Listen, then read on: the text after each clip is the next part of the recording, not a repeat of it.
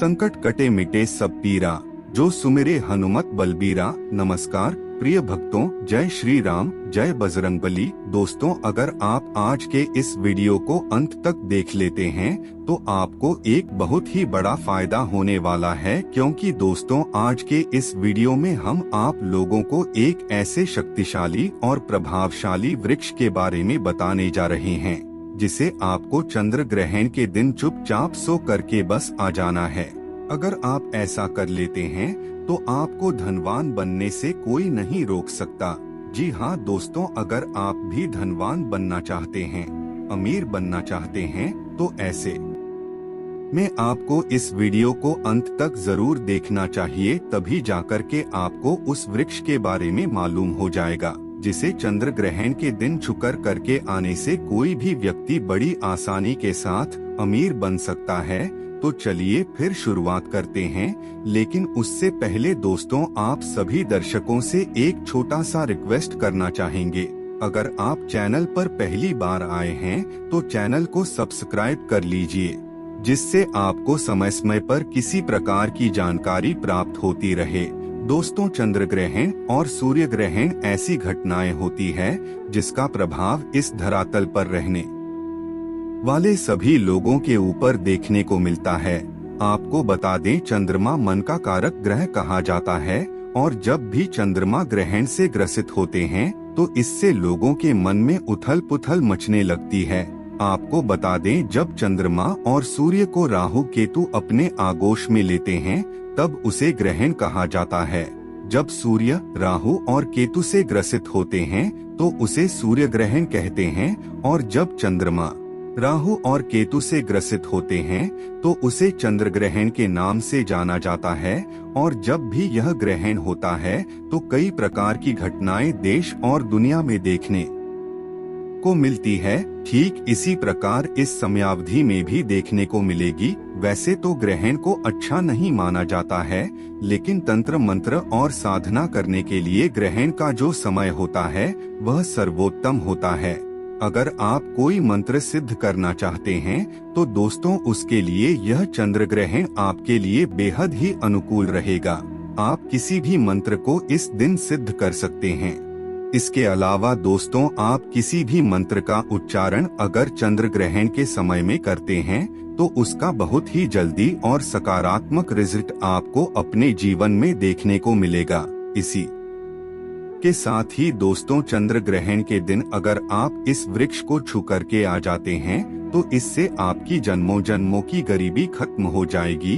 तो चलिए फिर शुरुआत करते हैं, लेकिन उससे पहले आप सभी दर्शकों से एक छोटा सा निवेदन करना चाहेंगे। अगर आप भी इसी प्रकार के महत्वपूर्ण जानकारी शास्त्र से संबंधित जानना चाहते हैं तो दोस्तों उसके लिए चैनल को अभी सब्सक्राइब कर लीजिए। दोस्तों, यह बात तो आप अच्छे से जानते हैं कि हमारे शास्त्रों में पेड़ पौधे का कितना महत्व है। उन्हें देवी देवताओं का स्वरूप माना जाता है और उनकी पूजा अर्चना की जाती है, और वैज्ञानिकों ने भी यह प्रमाणित कर दिया है कि पेड़ पौधे ही मनुष्य को ऑक्सीजन प्रदान करते हैं। पेड़ पौधे के बिना मनुष्य की कोई औकात नहीं है। पेड़ पौधे के बिना मनुष्य इस धरातल पर एक मिनट भी टिक नहीं सकता, क्योंकि दोस्तों हमारा जो श्वास चलता है वह पेड़ पौधे के माध्यम से ही हमें प्राप्त होता है, और हम जो कार्बन डाइऑक्साइड और अन्य प्रकार की अशुद्ध ऑक्साइड शरीर से निकालते हैं उन सभी को पेड़ पौधे ग्रहण कर लेते हैं। पेड़ पौधे स्वयं तेज धूप में तपते हैं और मनुष्य को शीतल छाया प्रदान करने का कार्य करते हैं। पेड़ पौधे से इंसान को न सिर्फ शीतलता और छाया प्राप्त होता है, बल्कि फल फूल लकड़ी सभी प्रकार की वस्तुएं मनुष्य के लिए उपयोगी होती है। इसलिए हमारे शास्त्रों में पेड़ पौधे को बहुत ही ज्यादा गुणकारी बताया गया है। अनेक प्रकार की बीमारियों का आप पेड़ पौधे के माध्यम से फ्री में इलाज कर सकते हैं। जड़ी बूटी बहुत ही ज्यादा प्रभावी होते हैं। भगवान श्री कृष्ण ने भी पेड़ पौधे को बहुत ही ज्यादा महत्वपूर्ण बताया है।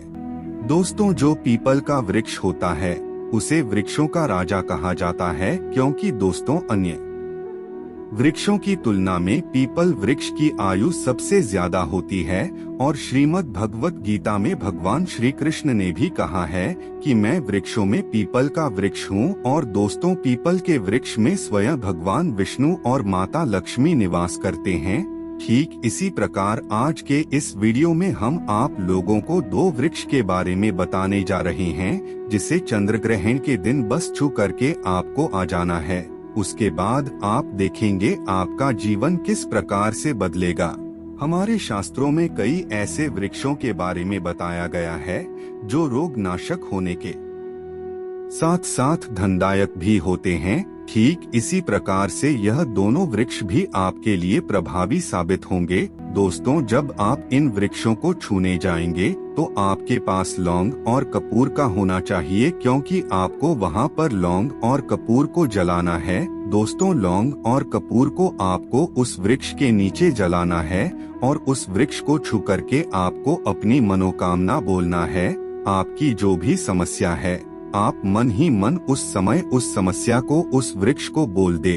दोस्तों, अगर आपके जीवन में किसी भी प्रकार का कोई दोष लगा हुआ है, बद्दुआ लगा हुआ है या फिर किसी की हाय लगी हुई है, तो वह वृक्ष उन सभी प्रकार की नकारात्मक शक्तियों को अपने अंदर खींच लेगा और वह वृक्ष उसके प्रतिरूप में अपने एक छोटी सी डाली को तोड़ देता है।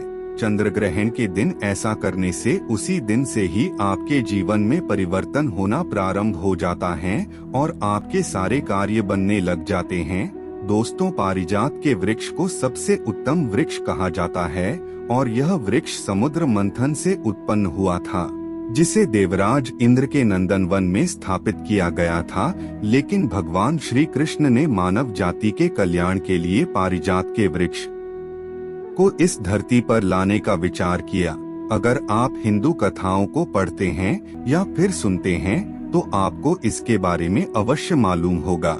दोस्तों, इस वृक्ष के बारे में कहा जाता है कि जिस मनुष्य के शरीर में हद से ज्यादा थकान होती है, आलस्य होता है, अगर एक बार वह व्यक्ति इस वृक्ष को छू लेता है तो उसकी सभी प्रकार की थकान और आलस्य तुरंत ही खत्म हो जाती है और वृक्ष को छूते ही सभी प्रकार की मनोकामना भी धीरे धीरे करके पूरी होने लगती है। दोस्तों, चंद्र ग्रहण के दिन मोक्ष के बाद आपको इस वृक्ष के नीचे एक घी का दीपक जलाना है।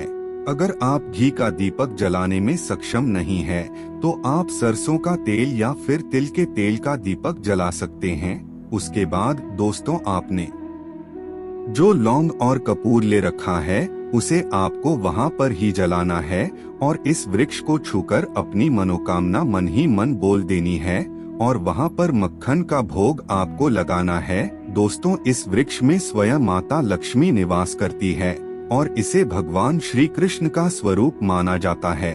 अगर आपके जीवन में किसी भी प्रकार की हाय लगी है, बद्दुआ लगी है, किसी की बुरी नजर लग गई है, जिसकी वजह से आपका भाग्य आपका साथ नहीं दे रहा है, तो दोस्तों, आपको चंद्र ग्रहण के दिन इस वृक्ष को छूना है। फिर देखना आपके जीवन में किस प्रकार से बदलाव होना प्रारंभ हो जाता है। दोस्तों, बहुत से ऐसे लोग हैं जिनके आसपास पारिजात का वृक्ष मौजूद नहीं रहता है।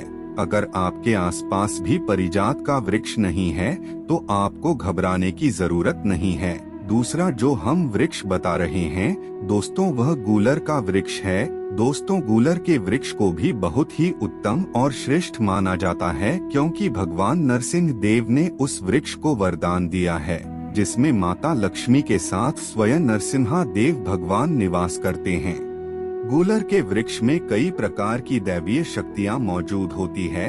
तो आपको करना क्या है, चंद्र ग्रहण के दिन आपको उस वृक्ष के पास चले जाना है और एक घी का दीपक जला लेना है।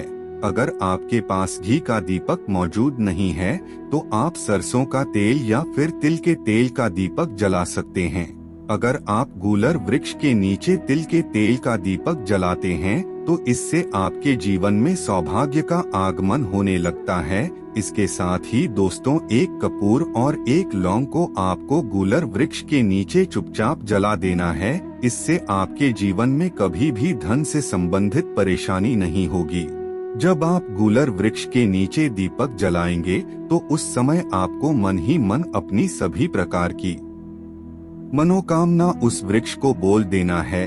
उसके कुछ दिन के पश्चात ही आपके जीवन में बदलाव होना प्रारंभ हो जाएगा। तो मित्रों, कुछ इस प्रकार से आज के कार्यक्रम का अंत करते हैं। जय श्री राम, जय बजरंगबली।